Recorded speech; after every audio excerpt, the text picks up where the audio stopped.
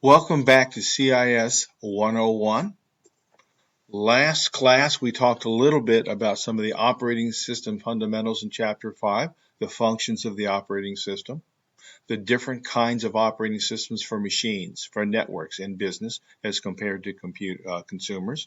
And then we talked about the most common operating systems for personal use, contrasting that with the business and network types. We talked a little bit about the operating system, how it provides a means for users to interact with the computer. We talked about the graphic user interface, the GUI. We covered briefly how the operating system helps manage the hardware, such as the processor, the memory, the storage, and the peripheral devices. We talked about how the operating system interacts with the application software. We talked a little bit about the process the operating system uses, starting with the boot process and how it progresses. We talked a little bit about some of the main features of the Windows interface. Talked about how the operating system helps keep your computer organized. How to view, sort, name, and manage files and folders, and with a reminder to doesn't hurt to go back and review the early chapter on that and file management. We talked a little bit about how file compression works and how to be careful when you utilize it. We'll talk more about that when we get into graphics media. I want to just revisit that to urge you before you go compressing any video files, be real careful about that, because the most commonly used type of video file, JPEG, always loses a little bit of quality when it's compressed, and you never get it back when you uncompress it. And we'll talk about more of that in a later chapter. We talked briefly about some of the tools used to enhance system productivity. We talked a little bit about some of the utilities that are used to back up and restore files within a computer system provided by the OS. And we talked a little bit about some of the assistive technology utilities that are used to make using a computer system easier depending on your particular needs and druthers. Chapter 6 talks a little, basically goes over understanding and assessing hardware, how to evaluate your system, either for work or for your personal pleasure, your personal use. And the reason you want to know that is, if you remember, last year, income surveys found that the average household income in the United States for a household was $60,000 a year. Okay. Now, the average income for a PC maintenance technician 1, a person with no experience in the River Grove area, is a median of $46,000 a year. People on the high end are making more than 50. People on the low end are making at least 40. This is not bad for an individual salary.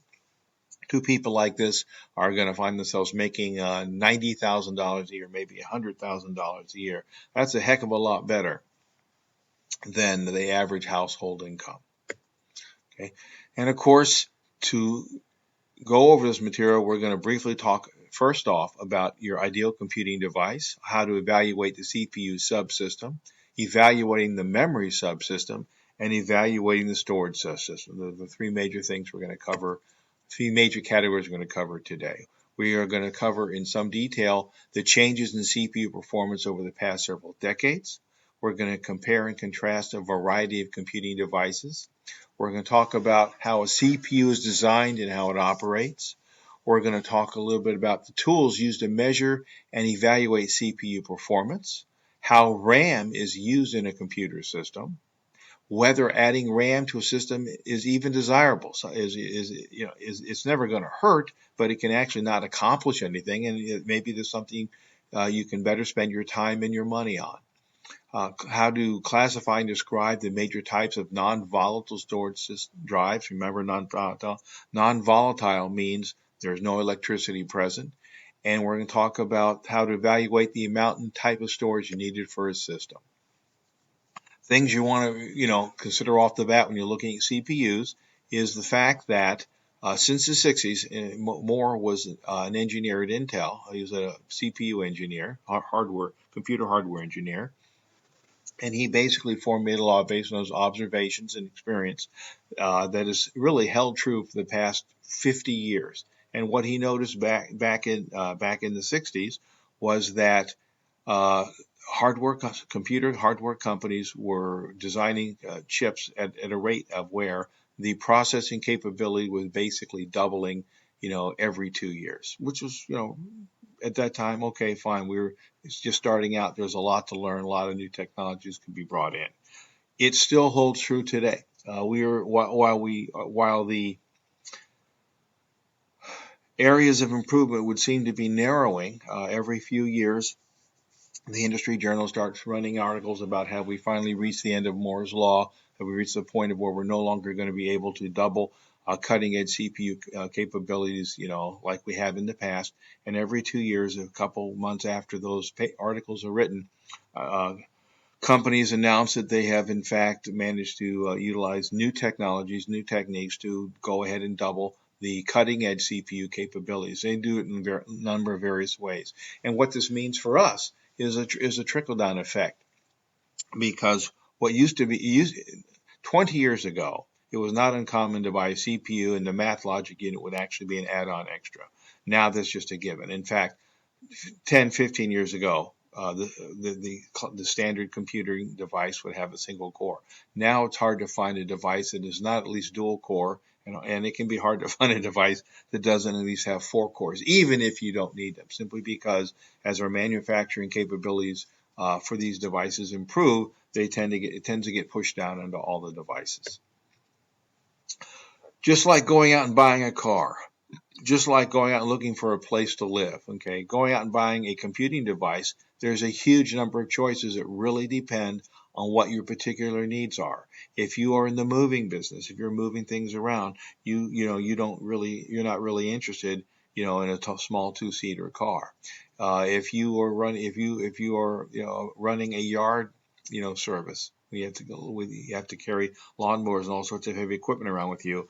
A flatbed truck might be the way to go, or a flatbed trailer, or a vehicle that can carry a flatbed trailer might be the way to go. If you don't want to be, locked into a particular location, you might find that an RV is the way to go, in which case you need a vehicle that can tow an RV, depending on what type of, vehicle your towing needs would be. Same with computers. Depending on your needs, there are tablets, ultrabooks, netbooks, 2-in-1s, laptops, desktops, and there's a fair amount of gray area between those categories. I have some of just about all those categories, with the greatest number of my computers, sadly, being laptops, and a number of my laptops are in what we call the desktop replacement category. They are technically laptops, but they're not the kind of laptops you want to take on a summer vacation. They're kind of big and bulky. I mean, they are movable, aroundable, but not especially movable, aroundable. They're not especially portable. They can do just better things than a desktop can do. They're not as flexible in terms of upgrades, but they're very, very powerful for what they do. Within the type of computer that you decide you want to take a look at the CPU. It's going to be located on any motherboard, to include our phones. It processes the instructions, performs the calculations, it manages the flow of information, and the two major categories that it's going to come from, not the only ones, but the two major ones, are Intel and AMD. Intel is larger, AMD is a little bit like GM and Ford, and every few years they leapfrog each other, in terms of processor capabilities, and they're constantly trying to one-up each other in terms of performance, in terms of cost, and overall it's actually a good thing for you and I, the consumer, because what it means for us is that we get a constant stream of really, really capable devices. And businesses can go out and buy just about anything they want to if they have the money. And businesses that are watching their pennies, or individuals that are, without, that haven't won the lottery, can get some very, very capable systems that they're willing to accept something that is no longer cutting edge. It was cutting edge, but it's not. I have actually a fair number of computers, laptops. I like to play with them. Some of them are 10 years old or more, and you can buy them. They're under $100, and then you can basically tweak them, and they are still exceptionally capable, and in some ways, I think more capable, especially like the old Lenovo keyboards of the 2005-2011 period are, I think, the best keyboards around from a business document, and programming use, and you just can't buy them anymore. So you buy older ones and you basically tweak them so that they continue to be very, very powerful. or as powerful as I need. And of course, we talked about in the past, and I'll revisit here, that there are two main components within a CPU, the control unit and the math logic unit. And as long as the electricity is applied, because this is something that is volatile, has to have electricity, they will fetch, they will decode, they will execute, and they will store, as long as electricity is there. Things you want to look at when you're looking at the CPU for your CPU needs include the clock speed, the overclocking, how many cores it has, the cache memory, the hyper-threading capabilities, if that's even needed for you. You may not need it. It may not be an issue for you. Or it may be something that, well, I can't think of that I would need it now, but I might need it in the future. So possibly I want to have a device with that capability now, so that if I do need it in the future, the capability is there. You want to look at basically a balance of a CPU's clock speed, the number of cores it has versus what your core needs are, the CPU benchmarks that it has versus what your benchmarks or performance needs are, its cache memory capabilities.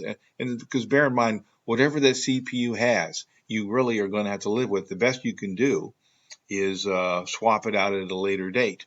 It usually makes more sense to go ahead and get what you need, best suits you now, and not have to worry about an upgrade later on in the game.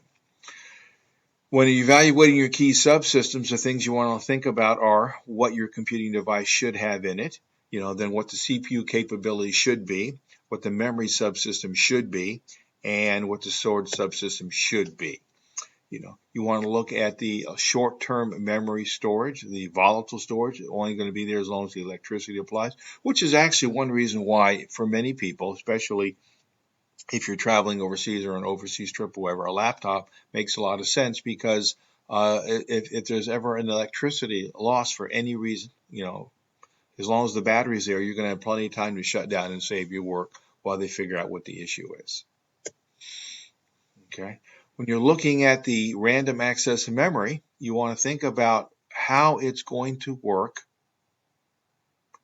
with what your needs are and with the rest of the system. Do you need to have several different levels of cache, or fewer levels going to be fine? What are your virtual memory needs going to be, which ties into your available memory, as well as your not just your random access memory, but your storage memory, because you can use some of your storage memory, your storage drive, if you will, as virtual memory for your computer use, as well as your optical disk drives if you're going to have any. Memory types currently can be, for newer computers, DDR3, DDR4, or DDR5. They come in various memory modules. They are not just interchangeable. It's just like when you're buying tires for a car. You just can't go out and you see an ad for a really, really attractive rate on tires. You just can't go out and get that. It comes that, well, will those fit on my car? Do I need, if it comes with rims, are the rims going to fit on my tire, on my wheels? Do I have the right number of nuts and bolts for it, or do I have to go look for something else? You can get an appreciation for what your computing device needs are in Windows by going into your recess monitor, Control-Alt-Delete. It will bring it up on your desktop, and then it'll basically give you a feel for what your computer uses are. Okay, how much CPU use you're seeing on it, how much memory use you're seeing, how much disk use you're seeing. And basically, for memory or CPU, if it's consistently over 70%, you might want to look at that not being enough, or what your needs are. Maybe you want to get with something that's going to be more powerful than that. If it is less than 70%, then maybe you want to look at something else. If your memory is consistently over 70%, maybe that's what, can you upgrade? Do you need to go out and look and think about getting a bigger system? If it's not memory or CPU where you seem to be seeing excessive use, maybe it's your network is excessively, over 70%. And maybe your CPU and memory are fine. Maybe it is outside your computer that you need to think about. The bandwidth connection you have to the internet might be the area you need to take a harder look at for your needs. When we talk about storage, the 600-pound gorilla in the computing world is what we call a mechanical hard drive. They're coated platters that are stacked on a spindle. The data is saved as a pattern on magnetized spots of ones and zeros. The electricity on is a 1, and electricity off is a 0, okay? And the patterns of spots are translated into data, okay? Looks a little bit like this in this sketch here. Now, we tend to really just take for granted our hard drives and how they perform. And if you have, when thinking of your phone, you're really thinking of a non-volatile SSD type drive, like a thumb drive that's used for memory. But the traditional hard drive, okay, really is a marvel of engineering. We just take it for granted. The average human hair, if you'll see in the screen, is represented on the left-hand side of the screen. The average dust particle, of which there are way too many, hiding behind the furniture in my house and under the beds, okay, is less thick than the human hair, but is still way thicker than the clearance space between the read-write head, that magnetic read-write head that we're looking at here, okay, and the platter, and even a smoke particle, okay, is still thicker than the clearance, and it is clearance. It's just really hard to see, okay, between the read-write head and the magnetic platter. And bear in mind that the magnetic platter can never touch, okay, the read-write head. If it does, the physical contact that actually does occur at any time says the damage on the disk will be lost forever, okay, gone. You're just never going to get it back.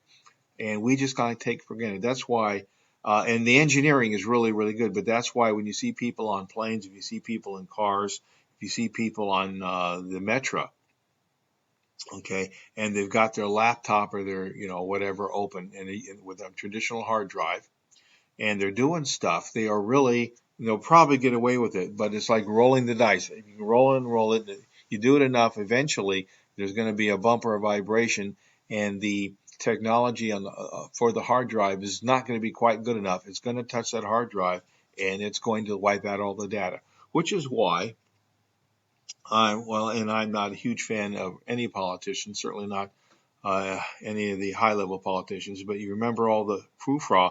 Anytime a politician like Hillary Clinton, for example, is accused of just physically destroying the SSDs and the drives that her security communications were utilizing, and people talk about that being just a terrible thing. It's like, no, actually, the standard is that when you want to destroy the possibility of data on our drive from being recovered, you physically destroy it, because then nobody can ever get it back. It's just the way it is. What we're seeing more and more of, okay, is a move as our production processes continue to change from hard drives to solid state drives. They have faster access times, they have less heat, they run with little noise, they require less power than a hard drive, which is actually, after all, platter spinning around and around, between 5,400 and 1,700 revolutions a minute. That's really fast, okay? But they do cost more. And they're still working out some of the production process. They tend not to, they're getting better, but they still, at this point, they still don't have the mean time between failure, the MBTF, of a hard drive, in terms of at what point people just, things just go south and you lose your data, which is why you always want to have it backed up. My personal files, all your grades and stuff, I actually have backed up on several devices, so that if anything ever happens, and a hard drive does go south, and every now and then they will go south. Just like if you drive a car long enough, it's going to break down. You don't lose your important data. Okay. There are also optical drives that are tiny bits burned in the disk by high-speed laser. We're back to that 0 and that 1 again, except instead of being magnetically utilized, they are burned in the disk by high-speed laser, and they can be either a compact disc, a CD, very popular for music, okay, and DVDs and Blu-ray discs, which are higher density, more expensive, and won't work for music, but are more suitable for applications inviting lots of video, because video is very memory intensive. It requires far more storage space than a CD does, And in all cases, the entertainment industry, or really any industry that has a concern with unlawful copying of their material, and we'll talk more about this down the road in another chapter, is a little jumpy about digital technology. On the one hand, it makes doing things a lot easier, makes distribution a lot easier. On the other hand, it's kind of bad because it's very easy to copy something, and the copy will virtually be identical to the original. And companies are not real happy about the idea of their material floating around out there. If you're a musician, the idea of having a really, really popular song that everybody likes and everybody's copying it, and nobody's paying you for your work and your effort is not entirely cool. You also want to evaluate your storage system needs. What are you going to use it for? In my case, I don't really need much. I actually have dedicated external drives that I use for all my storage needs and flash drives. I just want my computers to get up and running. But maybe you're into video editing or music editing and you really need to have a certain amount of storage on your system. Some of the people who are multimedia content creators on YouTube, Ben Shapiro, his storage system needs are going to be greatly different than mine because he makes a lot of money, more than $1 million a year, I suspect, from his work. He's like the #3 content creator in the U.S. So his storage device needs are going to be different than yours or mine. Mine are pretty straightforward. You want to think about what your needs are in terms of how much storage space you need. Okay, how fast do you want that startup to be? If you're like me, I'm increasingly converting all my computers that I use on a regular basis over to SSDs, even if I don't need them, because SSDs really start up fast. It's cost me a little bit of money to do it, and really I don't need to do it. But I like doing stuff like that. It's like having an old car and just tweaking up to be the best it very can be. Okay. Do you need optical drive capabilities? Well, yes, no. What do your internet and networking need capabilities? Yes, no. Storage. Do you need to have a RAID set up so that if anything happens to your data, it's automatically going to be saved to an external device? Other things you want to think about are how to evaluate your media systems and evaluate your system reliability. And for that, we're going to talk a little bit about describing the features of video cards, describing the features of sound cards. The two are distinct, although they each have the similar function of really, really taking the sound or the video and making it as good as it possibly can be, depending on how much you're willing to spend. Talking a little about the steps you can take to optimize your system reliability and how to recycle, donate, and dispose of an older computer. Video displays for all of us, including our phones, including our Fit watches, are going to depend on two components, the video card and the monitor. If either one is not too good, doesn't really matter what you're doing. And if we're talking about TVs, there's another thing you need to think about too, and that is the cable bringing the signal in from the cable company. You can have the greatest TV in the world, okay, and the greatest graphics display sending the picture to the TV. But if the cable is not a high definition video cable that's picking up the signal from the provider, running it through the house to the TV, it's going to, basically, your video is only going to be good as the worst component, and your audio too, when we get to that. The ports can either be DVI, HDMI, or DisplayPort adapter, and you want to think about what your needs are and what you're going to have to do to get to what you want. If you want a particular type of signal for a computer, you need to think about, okay, what can the video card provide and what can the monitor provide? Because they both have to be able to meet that minimum requirement. You want to think about what your video memory requirements are going to be, and that is going to be distinct from your random access memory, although it can overlap and lend memory space and capability to for the graphics needs, but it'll degrade the rest of your computer's performance. You want to think about your screen resolution dialog box and your graphics processing unit, and especially if it's going to be an intensive multimedia system, you may want to have more than one. It is not unusual for a high-end gaming system or a person who wants to do high-end games to have 2 or 4 video cards, in his system, in which case we're almost certainly talking about a desktop. Same thing applies to your sound. Sound, like video, can be really as good as you want to. I have a friend who's deep into sound, and he likes to joke that his computer sound system makes his stereo sound system fear for its life, because he really likes it to be as good as possible. It's not just the speakers. You want to think about your sound card. You want to think about the signal that they're getting. Are you going to utilize are you going to need 3D sound technology, or is regular sound going to be enough? And we'll talk more in a later chapter about file types and how that impacts on sound as well. You're going to have the best stereo sound system in the world on your computer, but if your sound files are average, the sound is going to be average. There's also the possibility of surround sound, where you can have multiple speakers placed around an environment so that it feels as realistic as possible. And then there's the Dolby Digital process, if that is in fact also important to you. You also want to think about performance problems. What's the point of having the greatest computer in the world if it's constantly crashing and rebooting? Who would want that? Why not have something less capable, but one that gets up when it's up and running, and that's what you want. There are utilities that are built into your operating system software that you can use to keep your computer running. Just like if you have a car, okay, it's really not enough, although my wife seems to have a little trouble with this concept, to put gas in it anytime it needs gas. You also want to think about oil changes, air filter changes, winterizing in the fall for the winter, summerizing in the spring for the summer. You want to think about, there's a lot of things that you and I can do to a computer to keep it up and keep it running as well as possible, versus not doing anything except putting gas in it and then being surprised when it quits working one day, usually at the worst possible time. Always seems to be that way. You also want to think about, as you outgrow our systems, and we do outgrow our systems, our needs change, the system gets old, better systems come along. You don't want to just toss your digital devices into the trash, into the garbage. You don't want to bag them up and have them sent to the landfill.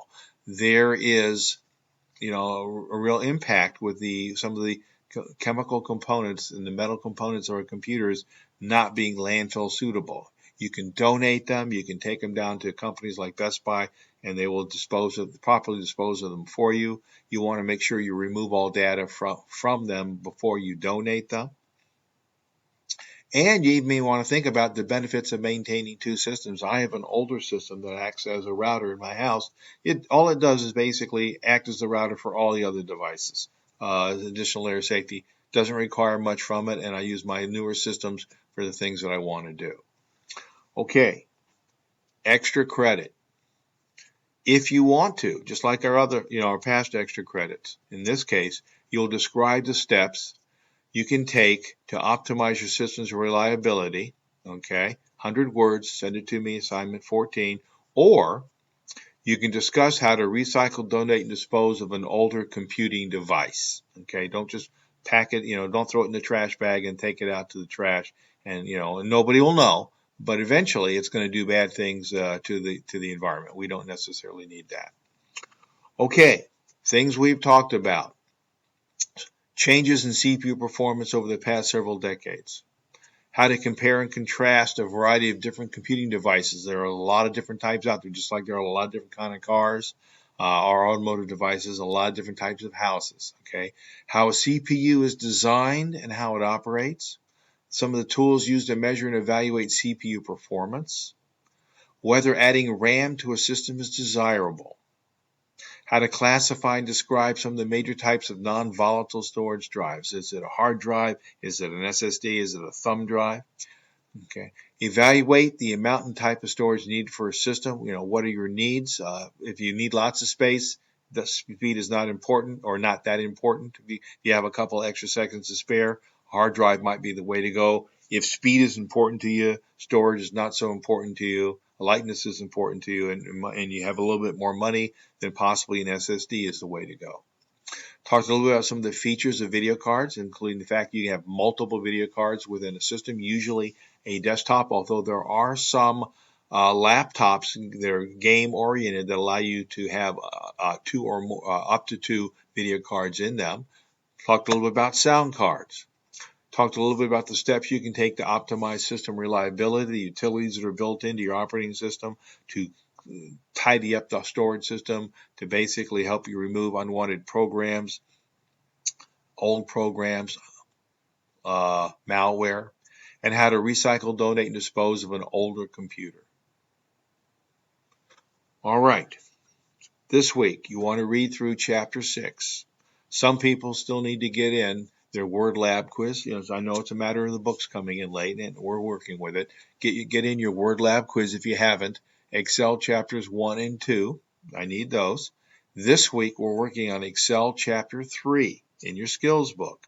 And bear in mind that next week is the midterm exam. And for the midterm exam, I highly recommend, you don't have to, but I highly recommend you go look at this midterm review file. It's a PowerPoint. You download it, and then when you put it in presentation mode, you can click on it and click on any particular chart like this one. Look at the question, guess the answer, click again, and it'll tell you the answer. Click down here in the lower right-hand corner, reverse U, and it will bring it back to the parent screen. And there again, the review questions in each chapter are very, very similar to the questions you can expect to see on the midterm exam. Questions and comments on this? Okay. Subject to your questions. I will be here for the rest of the class and online at my scheduled times to help you with any questions that you have or any problems that you're having. Think through them, and feel free to ask each other also. Nothing wrong with helping each other out as long as you do the work yourself. All right.